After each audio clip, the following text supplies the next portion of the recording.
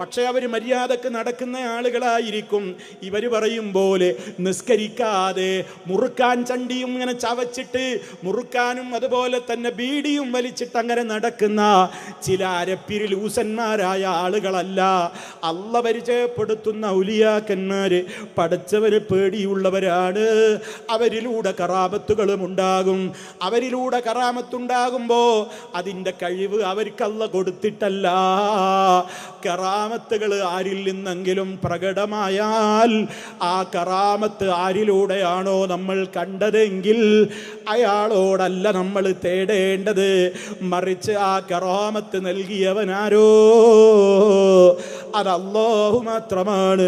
ആ അല്ലാഹുവിനോടാണ് നമ്മൾ നമ്മുടെ കാര്യം ചോദിക്കേണ്ടത്. നിങ്ങൾ ആലോചിക്ക്, പരിശുദ്ധ ഖുർആനിൽ ഒരു ബീവിയുടെ ചരിത്രമില്ലേ? ഖുർആൻ പേരെടുത്ത് പറഞ്ഞ ഏക ബീവി ആരാ? മറിയം ബീവി. മറിയം എന്ന പേരിൽ ഒരു സൂറത്തുണ്ട്. ആ മറിയം ബീവിയുടെ ചരിത്രത്തിൽ കാണാം, മറിയം ബീവിയെ പള്ളിയിലാണ് വളർത്തുന്നത്. പള്ളിയിൽ വളർത്തുമ്പോൾ സക്കരിയാ നബിയാണ് മറിയം ബീവിയെ പള്ളിയിൽ വളർത്തുന്നത്. സക്കരിയാ നബി പള്ളിയിലേക്ക് ചെന്നു നോക്കുമ്പോൾ മറിയം ബീവിയുടെ സമീപത്തതാ ആ കാലത്ത് നാട്ടിൽ കിട്ടാത്ത ഫ്രൂട്ട്സുകളും പഴങ്ങളും ഭക്ഷണ പദാർത്ഥങ്ങളും ഇങ്ങനെ നിറഞ്ഞിരിക്കുന്നു. അത്ഭുതത്തോടുകൂടി നബിയായ സക്കരിയ നബി ചോദിക്കുകയാണ്, മറിയം ബീവിയോട് ചോദിക്കുകയാണ്, അന്നലകി ഹാദാ, മറിയമേ എവിടുന്നാ നിനക്കിതൊക്കെ ഇപ്പൊ കിട്ടിയത്? ആരാ ഇതൊക്കെ തന്നത്? ആ മഹദി പറയാണ്, ഇത് അള്ള തന്നതാണ്, അള്ള തന്നതാണ് എന്നങ്ങ് പറഞ്ഞപ്പോ സക്കരിയ നബിയാണെങ്കിൽ ഒരുപാട് കാലമായി ഒരു മോഹം കൊണ്ട് നടക്കുകയാണ്. ഒരു കുഞ്ഞിക്കാല് കാണാൻ പറ്റിയിട്ടില്ല, ഒരു കുഞ്ഞുണ്ടായിട്ടില്ല. മറിയം ബീവിയുടെ സമീപത്ത് ഈ കറാമത്ത് കണ്ടപ്പോ നമ്മുടെ മുസ്ലിയാക്കന്മാരാണെങ്കിൽ എന്താ ചെയ്യാ? ഒരത്ഭുതം കണ്ടാൽ അവിടെ അങ്ങ് ചാടി വീണിട്ട് ആളുടെ കാലുമുത്തും അയാളെ പിടിച്ചിട്ട് ഇങ്ങനെ കെട്ടിപ്പിടിച്ച് ഉമ്മ വെച്ച് ചുംബിച്ച് കാലി നക്കി അതുപോലെ തന്നെ പലതും ചെയ്ത്, ബീവിയെ എനിക്കൊരു കുട്ടീനെ തരണേ, എൻ്റെ രോഗം മാറ്റണേ എന്നൊക്കെയല്ലേ ഇവർ പറയും പോലെയാണെങ്കിൽ അവർ ചെയ്യുക. അതേ അവസരത്തിൽ അള്ളാന്റെ ഖുർആൻ എന്താ പറയുന്നത്?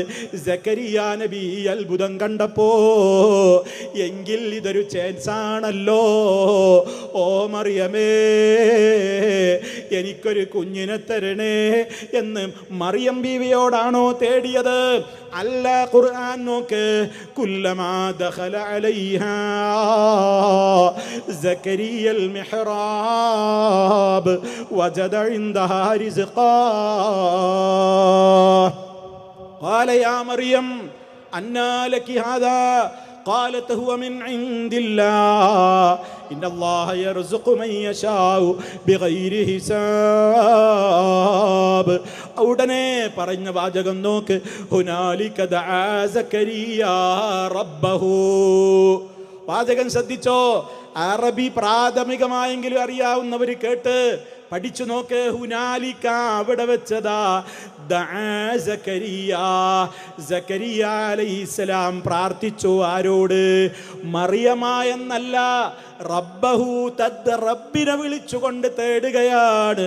റബ്ബേ നീ എനിക്കൊരു സന്താനത്തെ തരണേ.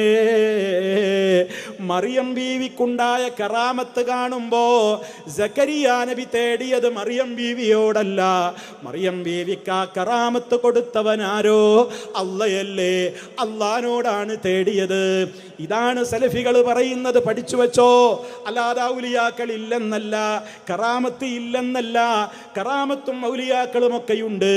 പക്ഷേ ആരിലൂടെ കറാമത്ത് പ്രകടമായാലും അവരോട് തേടല്ലേ, അവരോട് പ്രാർത്ഥിക്കല്ലേ. മറിച്ച് ആർക്കൊക്കെ എന്തൊക്കെ കൊടുക്കാനും കഴിവുള്ളവനായ റബ്ബിനോട് പറഞ്ഞോ. അതാണ് നമ്മൾ പറയുന്നത്.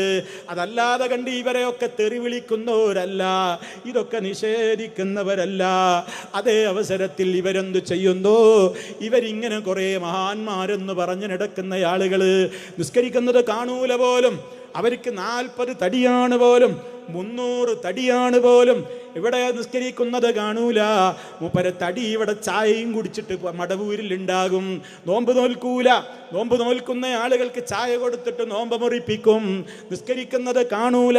കാരണം മൂപ്പര് ഹറമിലാണത്രേ 5 നേരവും ജമാഅത്തിന് പോകുന്നത്. ഓ, എത്രയെത്ര കള്ളമാണ് ഈ സമൂഹത്തോട് ഇവർ പറഞ്ഞു പറ്റിച്ചത്. ഇതും വിശ്വസിക്കാൻ ആളുണ്ടായല്ലോ.